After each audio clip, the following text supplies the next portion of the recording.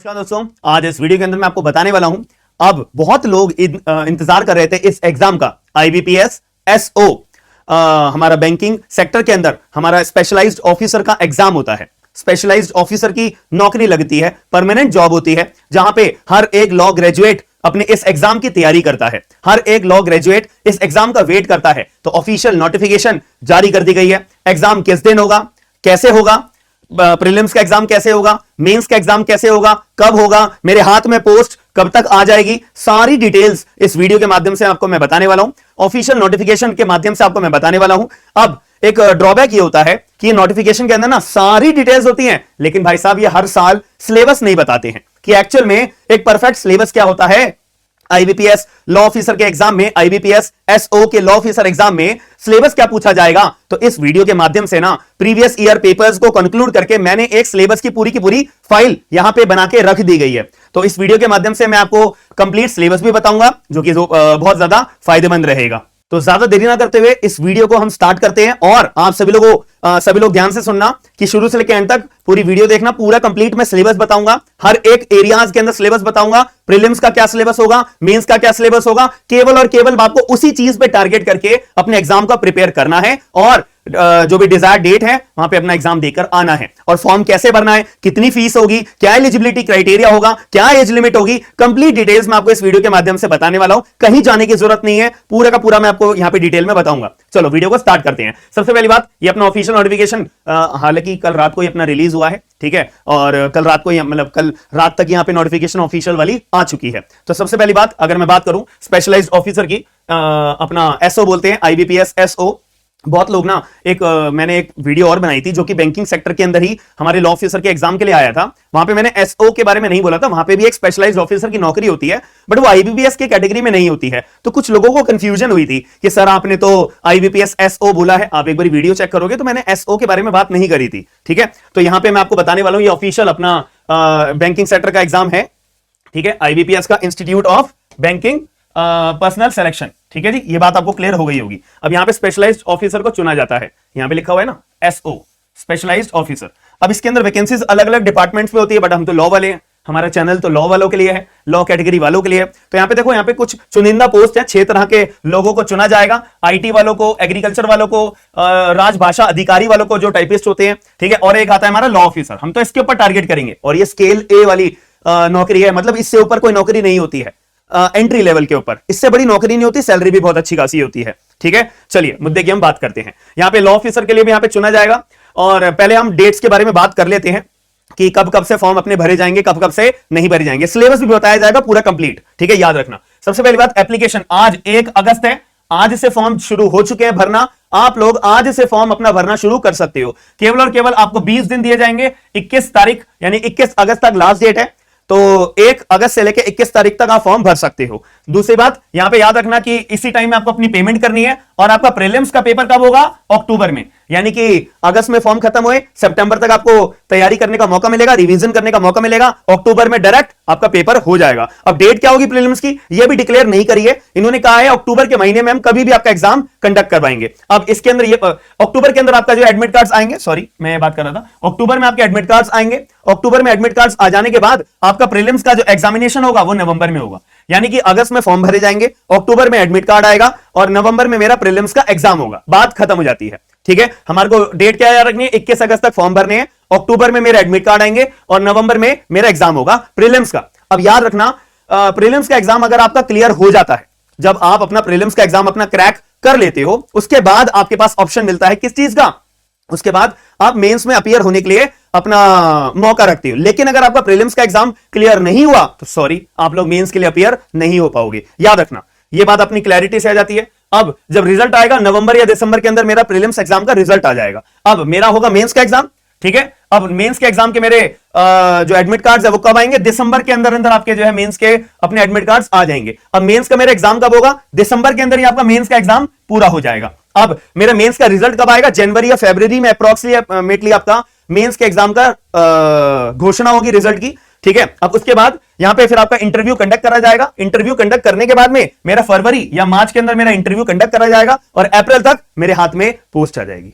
अप्रैल तक मेरे हाथ में पोस्ट आ जाएगी। बिल्कुल सिंपल प्रोसेस है, सारा का सारा मैंने आपको टाइमलाइन बता दी है, इसमें कोई कंफ्यूजन नहीं होनी चाहिए। फिर भी आपके मन में कोई कंफ्यूजन बचती है, कमेंट बॉक्स ओपन है, कमेंट बॉक्स के अंदर अपना सारा डाउट अपना क्लैरिफाई मुझसे पूछ के कर सकते हो। अब बात आ जाती है इंडेक्स के बारे में।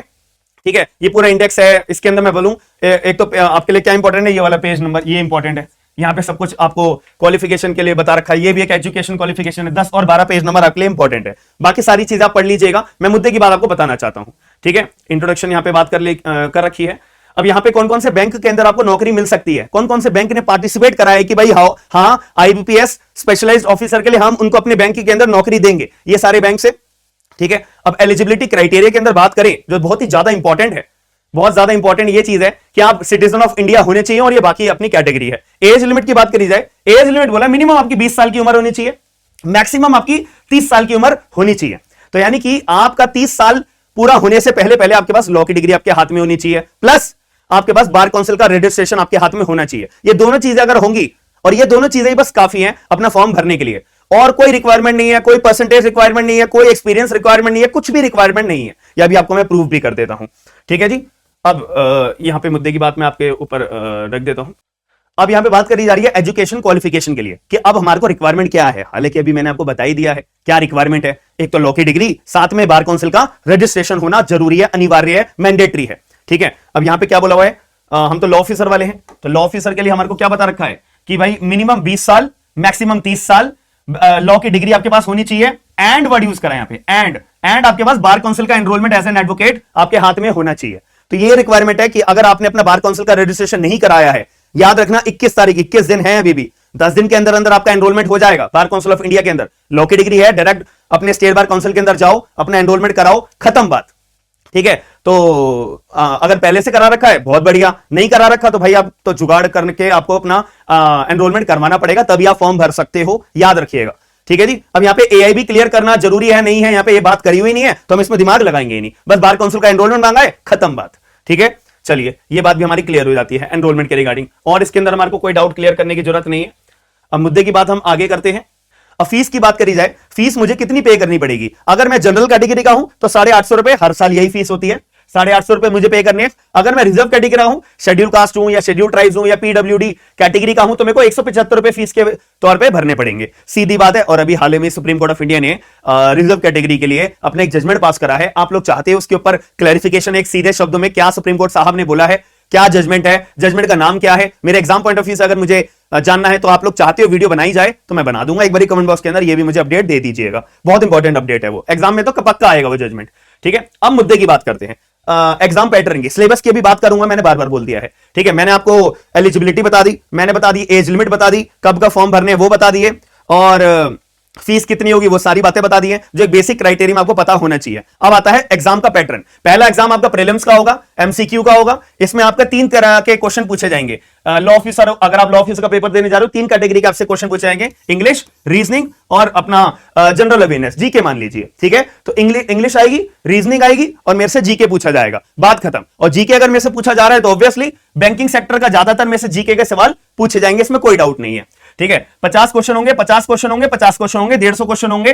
ठीक है, और मैक्सिमम मार्क्स 125 के होंगे। और इंग्लिश के अंदर आपका इंग्लिश का पेपर इंग्लिश लैंग्वेज में होगा, रीजनिंग का पेपर इंग्लिश हिंदी दोनों लैंग्वेज में आपको प्रोवाइड कराया जाएगा, जीके का भी इंग्लिश हिंदी दोनों लैंग्वेज में पूछा जाएगा। 40 मिनट मिलेंगे, 2 घंटे का पूरा टाइम पीरियड आपको एग्जाम कंप्लीट करने में अपना दिया जाएगा, बात खत्म हो जाती है। 4, 8, 12 यानी 120 मिनट हो गए, यानी कि 2 घंटे का आपका पेपर होगा। अब इसके बाद अगर मैं बात करूं मेंस की, मेंस के लिए बस आपका एक पेपर होगा 45 नंबर का, 60 क्वेश्चन आपसे पूछे जाएंगे।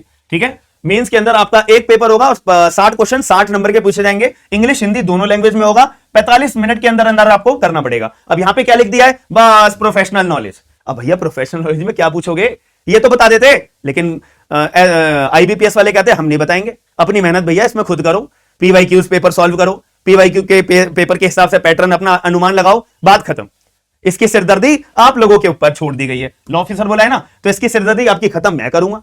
ठीक है, आप लोग मेरे को इस चीज के लिए मानते हो तो मैं आपका इसमें डाउट क्लियर करूंगा। एक छोटी सी बात मैं और बता देता हूं कि आपके मन में आएगा कि सर यहां पे नेगेटिव मार्किंग होती है। हाँ जी भाई, नेगेटिव मार्किंग होगी। अगर कोई भी क्वेश्चन गलत करोगे 0.25 का आपका नेगेटिव मार्किंग करी जाएगी। और अगर कोई भी आपने क्वेश्चन मान लेते हो कोई ब्लैंक छोड़ दिया है तो उसके मार्क्स नहीं कटेंगे।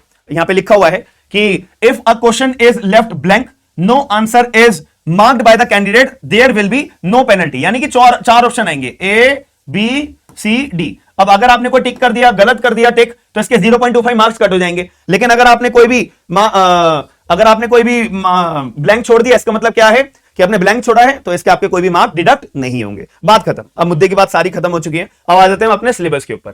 ये है आईबीपीएस का होल सिलेबस जो मैंने निकाल के रखा है आप लोगों के लिए।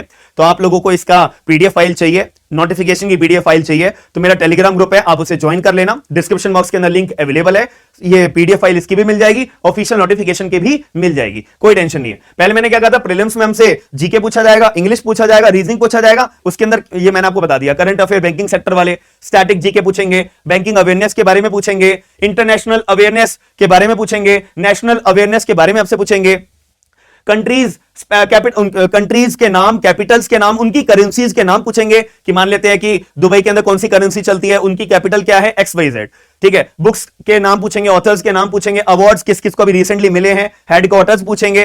ठीक है, इन्वेस्टिगेटिंग एजेंसीज के हेडक्वार्टर्स कहां पे है, एंड प्राइम मिनिस्टर की अभी करंटली कौन कौन सी स्कीम्स 2024 में 2023 में लॉन्च करी गई है, चल रही हैं, गवर्नमेंट की पॉलिसीज के बारे में पूछा जाएगा, इंपॉर्टेंट डेट्स एंड इवेंट्स पूछे जाएंगे, जैसे अभी रिसेंटली जो गवर्नमेंट ने अनाउंस करे हैं इंपॉर्टेंट डेट्स कि इस तारीख को हम जो है अपना अभी अनाउंस करें। मैंने टेलीग्राम पे बहुत सारी चीजें अपडेट करी हैं, याद रखना ये एग्जाम के लिए बहुत काम आएगी, इसलिए मैं कहता हूं टेलीग्राम ग्रुप ज्वाइन कर लो, फायदे में रहोगे। कंप्यूटर के जीके के क्वेश्चन भी आएंगे, और सबसे बड़ा इंपॉर्टेंट, ये तो सबसे ज्यादा मार्क कर लो भाई। ठीक है, ये सबसे ज्यादा प्रायोरिटी बेसिस पे मार्क कर लो, जो भी 2024 का बजट है ना, ये सबसे ज्यादा इंपॉर्टेंट है प्रीलिम्स के एग्जाम के लिए। ये इससे तो सबसे ज्यादा क्वेश्चन आएंगे। ठीक है, बट बेसिक क्वेश्चन आएंगे, आप थोड़ा सा अवेयरनेस अपना रखना, एक चार्ट बना लेना, जो बातें इसकी रेलेवेंट बात समझ में आ जाएंगी। लॉजिकल रीजनिंग में क्लैट लेवल में, अगर आपने क्लैट का पेपर दिया है उस टाइम पे भी तो तैयारी करी होगी लॉजिकल रीजनिंग की, वही लेवल आपका आईबीपीएस के एसओ के पेपर के अंदर आता है, कि जैसे कि setting arrangement, synonymism, blood relation, puzzle, inequalities, input output, coding decoding, data sufficiency, order ranking, alphabetic series and distance and direction, verbal reasoning, non verbal reasoning वगैरह वगैरह। अब आता है इंग्लिश का पेपर। इंग्लिश के पेपर में ये कॉम्प्रिहेंसिव का एक पार्ट बहुत अच्छा होता है मार्क्स को ग्रैब करने के लिए, याद रखना। तो कॉम्प्रिहेंशन आपको पढ़ने पड़ेंगे, इसके कोई भी इंग्लिश की बुक आप रेफर कर सकते हो, उसके अंदर कॉम्प्रिहेंशन को सॉल्व करने के लिए, या फिर पीवाईक्यू के कॉम्प्रिहेंशन को सॉल्व करो, बुक आती है आईबीपीएस एसओ लॉ ऑफिसर की, वहां पे जो हमारे कॉम्प्रिहेंशन के क्वेश्चंस आए हुए हैं उनको सॉल्व करो, बहुत ज्यादा आइडिया लग जाता है, इजी लगेगा आपको जब आप एग्जामिनेशन के अंदर अपीयर होंगे। कब? नवंबर में। ठीक है, और cloze test, detection of error, improving sentence structure, completion of paragraph, para jumbling, fill in the blanks, part of speech और मोड ऑफ नरेशन। ये मुझे लगता है कि पार्ट ऑफ स्पीच ना थोड़ा एक इंपॉर्टेंट पार्ट होता है, याद रखना। ये हमारे जुडिशरी में भी सबसे ज्यादा इंपॉर्टेंट पार्ट, इस पे ज्यादा क्वेश्चन आते हैं, तो आईबीपीएस एसओ के अंदर भी अच्छे खासे क्वेश्चन आते हैं, तो इस पे भी ध्यान रखिएगा। ठीक है जी, चलो अब आते हैं हम प्रेपोजिशन, एक्टिव पैसिव वॉइस, इसमें भी सबसे ज्यादा ध्यान रखना, एक्टिव पैसिव वॉइस पे सबसे ज्यादा ध्यान रखिएगा। ठीक है, कभी भी इंग्लिश की तैयारी करते हैं ना, तो एग्जामिनेशन पर्पस के लिए कॉम्पिटिटिव एग्जाम में एक्टिव पैसिव वॉइस एक इंपॉर्टेंट एरिया होता है क्वेश्चन पूछने के लिए। चलो जी, अब आता है मेंस के सिलेबस में। मेंस का सिलेबस हमने क्या कहा था, प्रोफेशनल नॉलेज होनी चाहिए। उसमें क्या पूछेंगे, याद रखना, सारे के सारे बैंकिंग से रिलेटेड जो भी कानून है ना वो पूछे जाएंगे, जितने भी सिविल लॉज है ना वो पूछे जाएंगे। क्रिमिनल लॉज का कोई मतलब नहीं होता है, क्रिमिनल लॉज नहीं पूछे जाते हैं, याद रखना मेरी बात। तो आपके दिमाग में एक डाउट आ रहा होगा, नया कानून पढ़े पुराना पढ़े वगैरह वगैरह, ऐसा कोई डाउट आएगा ही नहीं। Constitution, NI act, securities, foreign exchange, PMLA, banking ombudsman और लॉज एंड एक्शन, ये बैंकर्स बुक एविडेंस एक्ट, डेब्ट रिकवरी ट्रिब्यूनल एक्ट, एलएलपी, पहले ना इसकी जगह पार्टनरशिप एक्ट आता था, अब इन्होंने एलएलपी कर दिया है। ठीक है, सेबी एक्ट और securities regulation act 1956 and depositories act, RBI act, security reconstruction, जिसको हम सरफेसी एक्ट बोलते हैं।